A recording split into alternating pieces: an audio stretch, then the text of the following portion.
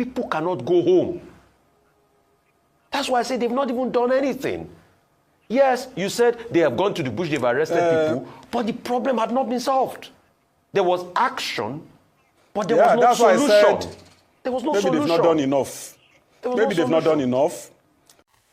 So guys, a lot is still going on as a result of what happened in those states. I mean, those who said they were hunters, you know, who were by a whole lot is going on. The northerners are saying they want to revenge, and the Edo people are also saying they are going to brace up, they are going to come together, and they will resist any form of attack on them. So guys, a whole lot is happening, and the governor of Edo State was spotted in Kano State. You know, there was this headline that says he went to Kano to like beg or to douse the tension, something like that. So, but people are saying that the fault should be directed to the government, that the government has heard of these Fulani headsmen. I mean, attacks everywhere. It appears Buhari is even better than Tinubu, because Tinubu has not been proactive in terms of, you know, stopping the attacks of the Fulanis, because he's looking for second term. He cannot speak up. See what has been going on even before that of Edo State. They were in the southeast, they've been in the southwest buying people, they've been in Benue State, attacks everywhere, even recently in Plateau State. But everybody in government is quiet. Nobody, even in the House of Assembly, they are not bringing up this topic. They are all silent until it got to this point. Now the northerners are saying they will attack the southerners in the north. They will start attacking churches and all that. So guys, it's just poor leadership that we have in this country. Anyway, I'm going to allow you to take a look at this interactive session, or will I call it an interview, with the former commissioner of police alongside Rufai and Dr. Abati. Just take a look at how Rufai dared this man and spoke the truth to power. Honestly, sometimes these are leaders. They are the real failure that we have in this country. Because if they had addressed the issues of these Fulani headsmen who walk around with AK-47, I don't think we'll be here. And you know, these places, these communities, they've been experiencing kidnap. Not until this point, when they now saw these people, you know, carrying this gun, that they decided to act the way they acted. Don't forget that somebody was equally stabbed. You know, one of the vigilantes was stabbed, and we heard that was actually what ignited the flame, you know, that led to them buying them. Anyway, let me allow you to take a look at how Rufai dared this former commissioner of police. Just take a look for yourself. 16 dingons. What I know about hunting, and I've gone on hunting expedition many times. You hunt in the bush in your locality. Correct me if I'm wrong. And I think you also said it. I've never heard of traveling many state lines to go and hunt somewhere. It's normally around your locality.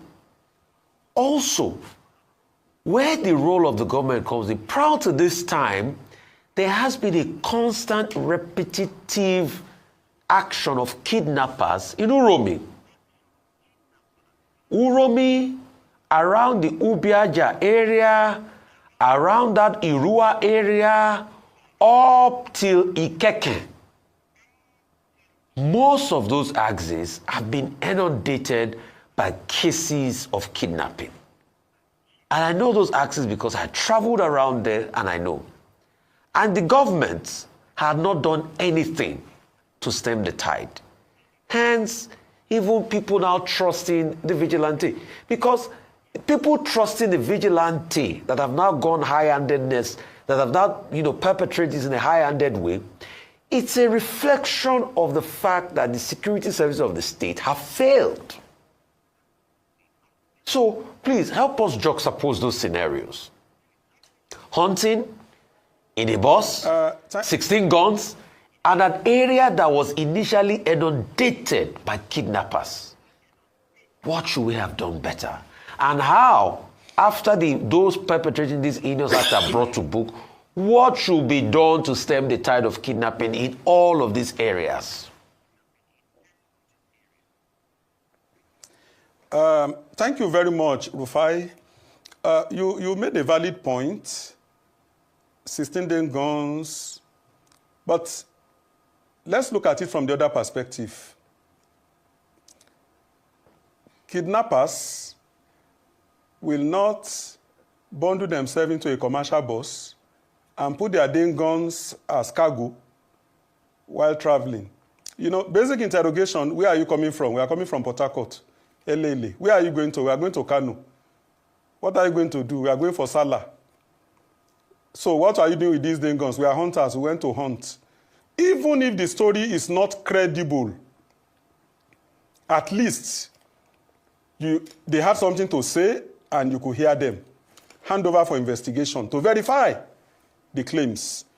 I am happy you have condemned the killings. It is not justifiable. But a tragedy has happened and we need to look at it vis-a-vis the previous happenings in that axis, kidnapping. But I disagree with you when you said the government had done nothing. If you go through the records, you will see the head of the security, the state security corps, retired CP Friday Badin, in the recent past, when they combed bushes around that area and also arrested some people who were alleged to be kidnappers. Even though when I read the story and I heard that they were with ding guns, as I said, these people are hunters. They are not kidnappers. But let's be frank. Somebody who is carrying a ding gun, even somebody who is a hunter, if he is predisposed to criminality, can kidnap if he has the opportunity. Because somebody a ding gun is pointed at will not say it is just a ding gun. A gun that can kill an animal can also kill a human being. So, yes, if the circumstances, justifies and evidence abound that they are kidnappers, then they should be treated as such, but not through extrajudicial killing. Thank you so much. Instead, by proper arraignment before the court of law. Yeah, I have a quick rebuttal. And even if they were kidnappers, what they ought to have done is they have taken them to the court of law, yes, and we condemn that.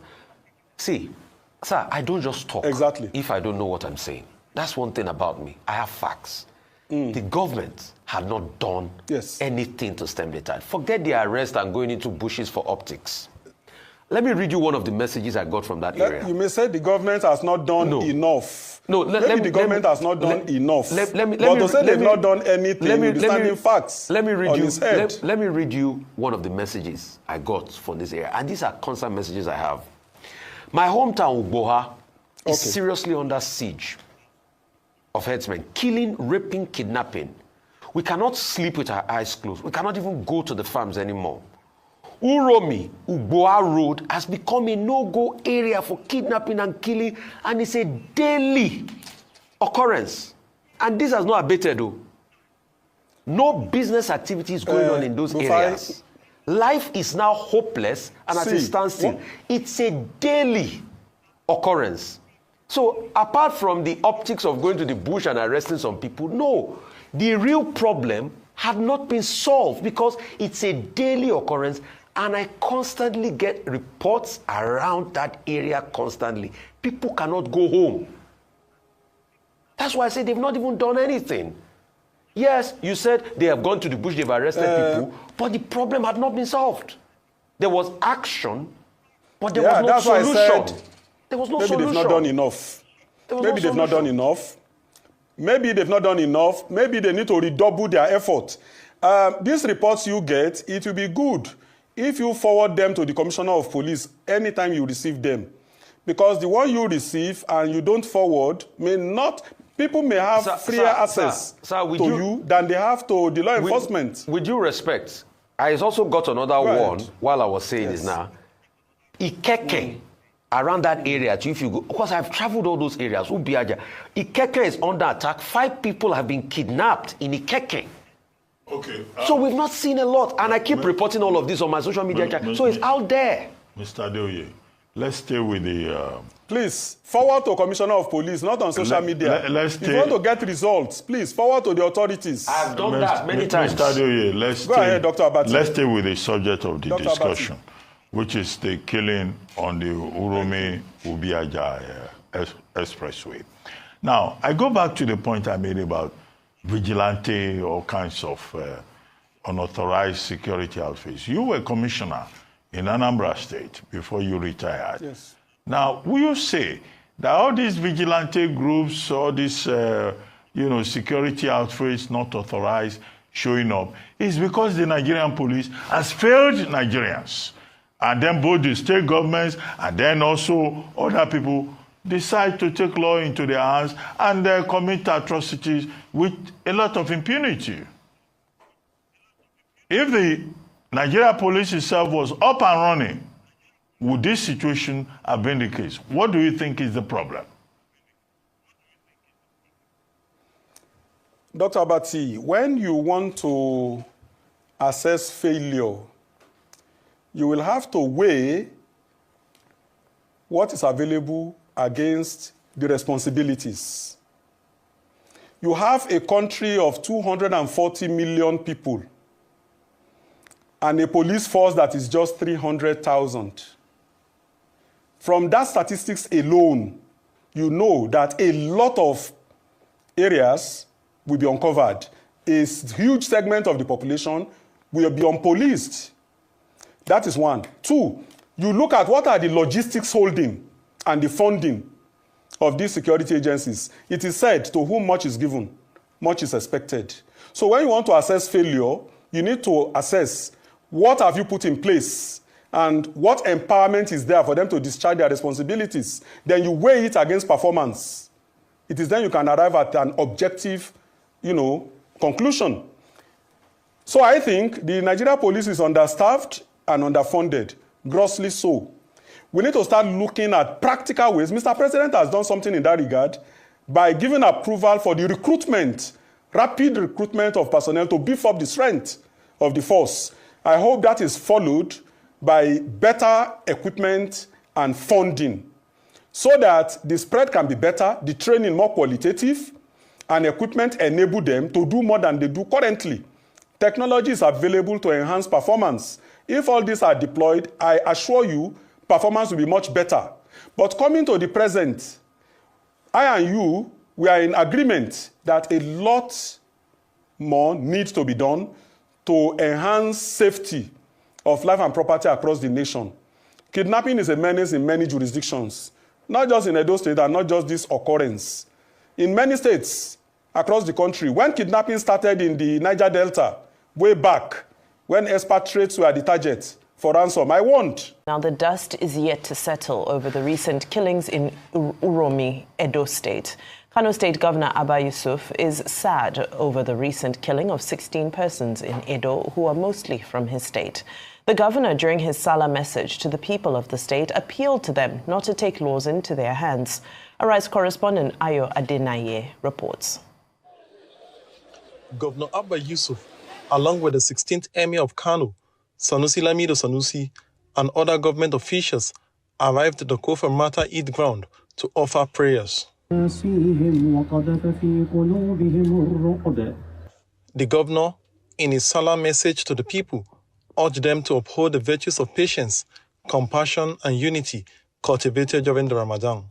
I wish to seize this opportunity to urge all of us to hold fast to the lessons of Ramadan. Addressing the recent killing of Kano indigenes in Edo State, the governor expresses deep sorrow over the tragedy. He vows that his government will not rest until the perpetrators are identified and brought to justice. Let me equally seize this opportunity to condole with all of us, the citizens of Kano State, over the tragedy that occurred in Edo State, where many of our sons in large number were brutally killed by some miscreants. This government will not leave any stone unturned in fishing out the perpetrators of this heinous crime and bringing them to book. Meanwhile, some residents who trooped to the palace of the 16th Emir of the state, Sanusi Lamido Sanusi, to celebrate the Salah Doba were left stranded and frustrated as the celebrations did not hold. Honestly, we are not happy that the Doba did not hold. We wish it was done. I thought they did not cancel it. We came here in preparation for the Doba, but it was not done. We pray it will hold next year. Since I came here, I did not see any host. I became so sad because of the Daba that is not holding. In another development, the police public relations officer in the state, Haruna Kiyawa, confirmed the killing of one person following an attack on the entourage of Emir Sanusi Lamido after Eid prayers. Ayo Adinaye, Arise News Kano.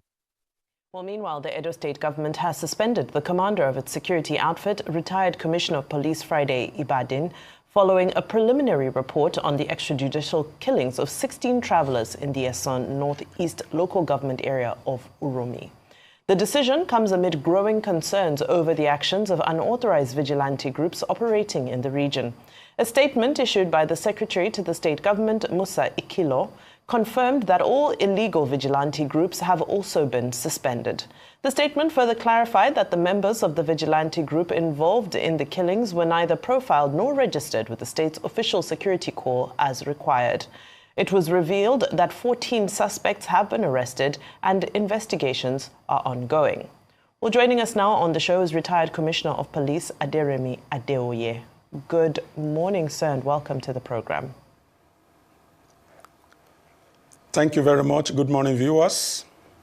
Well, Mr. Adeoye, good morning.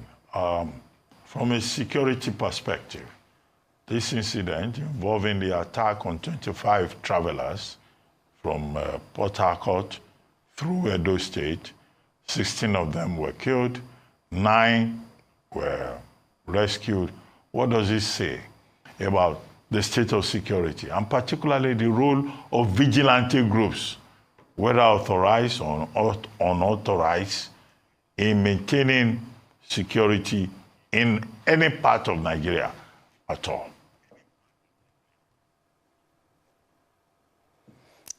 Dr. Abati, thank you very much for your insight and the angle you have approached this incident.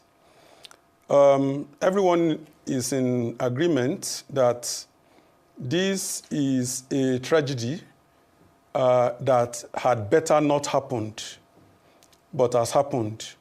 First, my heartfelt condolences to the families of the victims, and indeed to the government of Kano State and Mr. President, who at the end of the day is responsible for security in every part of Nigeria.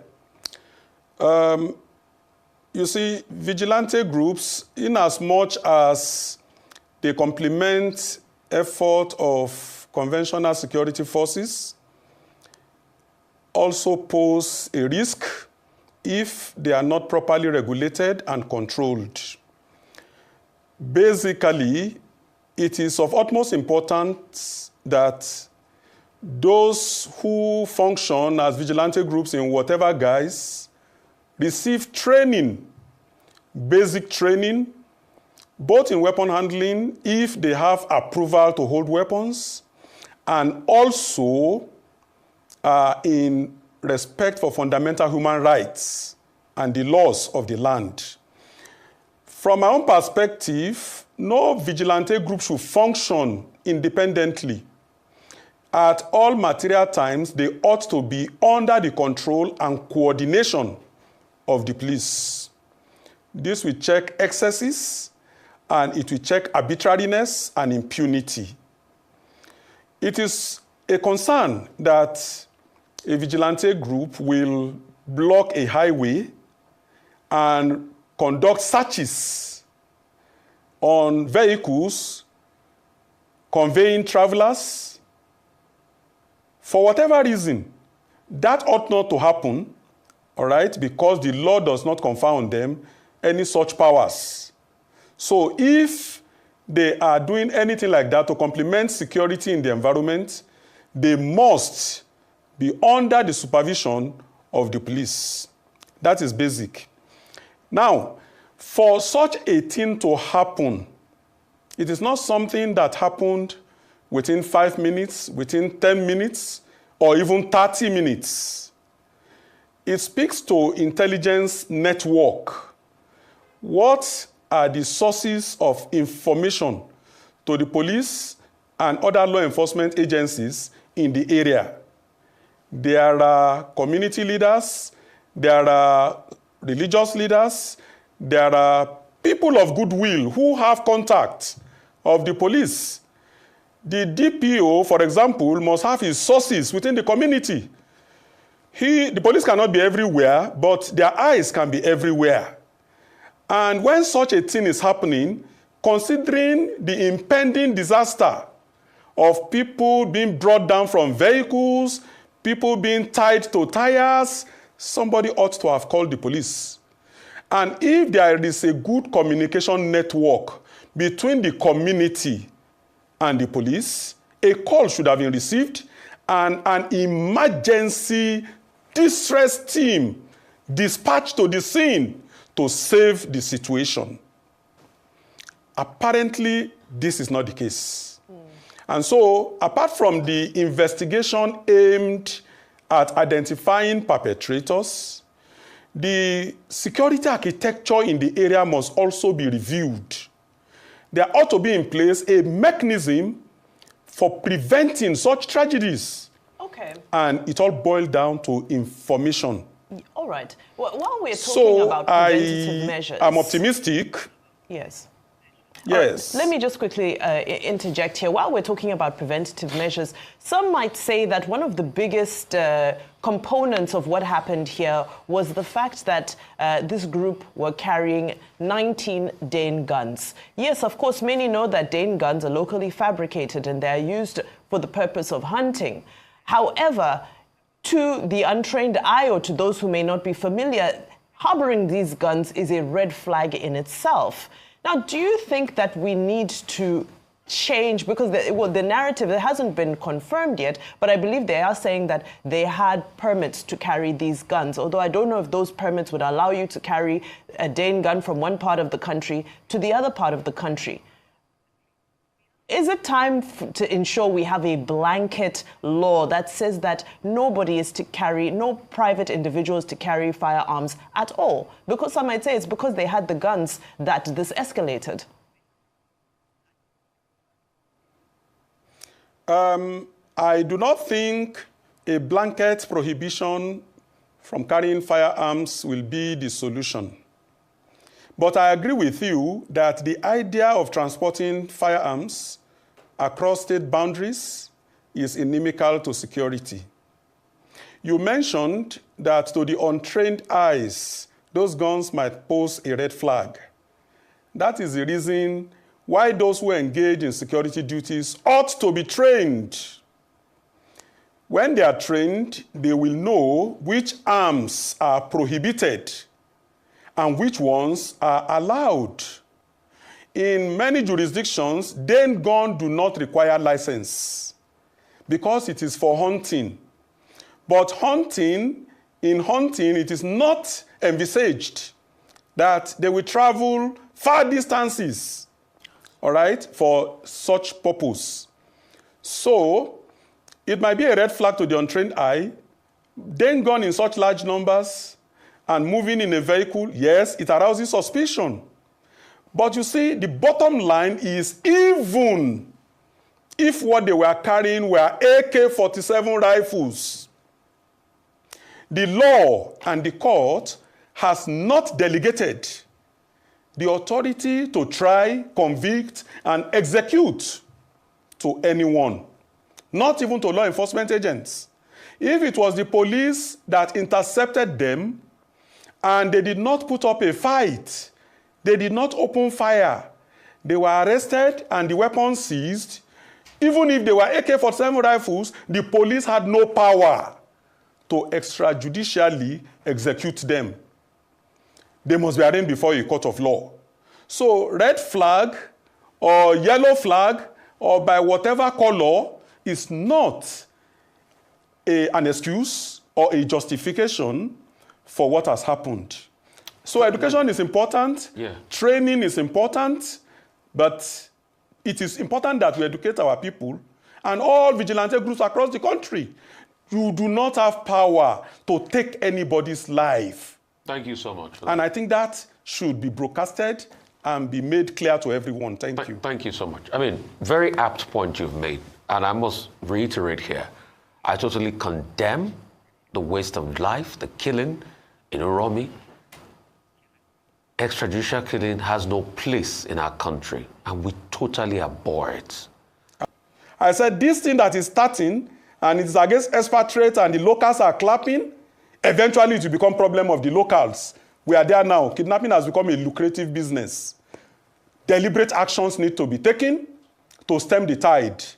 If death penalty is the punishment for armed robbery, taking somebody's property by force, I see no reason why kidnapping of a human being should attract less a penalty.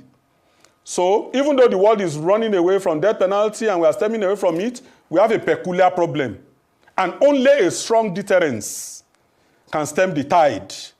I advocate death penalty for kidnappers so that a strong warning will be sent to all that it is not just business, it is a deadly business.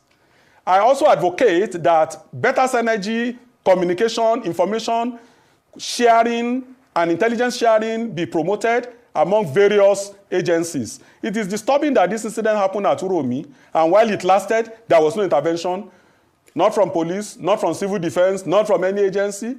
That is a cause for concern. More so in an area where Rufai pointed out that kidnapping has been rampant. Definitely it calls for martial action, and I hope the Commissioner of Police in Edo State, her area commanders, and the DPOs will get back to the drawing board and give the people the quality protection they richly deserve. And this is not a favor, okay. It is a duty. Okay, sir. I am sure the Inspector General of Police will be on the matter, and I'm sure something will be done. So guys, you have seen it. We have leaders who do not even care, even when the people cry. I mean, the people of Nigeria have been crying. You see, even in Ondo State, I don't know if you've seen the level of protest going on. People have been lamenting. Tinubu keeps quiet. He doesn't talk. Every time he's just quiet. He doesn't talk because they don't know what it means that these Fulanis will come for, whether it's Niger or Mali or wherever, and they will come and buy somebody. Go and see how people have been lamenting on how these Fulani headers are just, you know, destroying their villages, taking over their communities. Like a lady said, her mother died, they couldn't go home to bury her mother. If not that it was a traditional right that they have to obey. They had to look for security men to secure them. She said they went to their village, just buried her mom, and they all left because the next thing you see, Fulanis will come out to attack. This is how they are taking over people's community and then leaving people in IDP camps. I'm just wondering, what kind of leadership do we have in Nigeria? Why is it that the problems of the poor are not being addressed? Why are the Fulanis giving more privilege than other tribes? Why? Many villages have been taken over. The federal government is not talking about removing these Fulanis and returning back the owners of this land. These people, many children, their future have been lost. They cannot go back to school, or the IDP camp where they are. You can imagine what people are going through. You know, pregnant women in IDP camp. Some of them don't have toilet. Some of them don't have good clinic. Some of them don't have. I mean, and this government is not even doing anything. Look at businesses in Nigeria crumbling. A whole lot is going on in this country. Honestly, see, when you have the poorest of leaders like the type we have in Nigeria, what do you expect? You see, what do you expect? There is no light. No, you can't afford anything. Look at tariffs are going up. Electricity tariff is up. The telecom is up. Everything that even the Nigerian people can lay hold on to better their lives, they are just using it, weaponizing everything in this country. So guys, you can see where we are. Let me know what you think about this in the comment section below. Please don't forget to subscribe to the channel, turn on the notification bell. Please give this video a like so that YouTube can recommend it to others, and drop your thoughts in the comment section below. Thank you.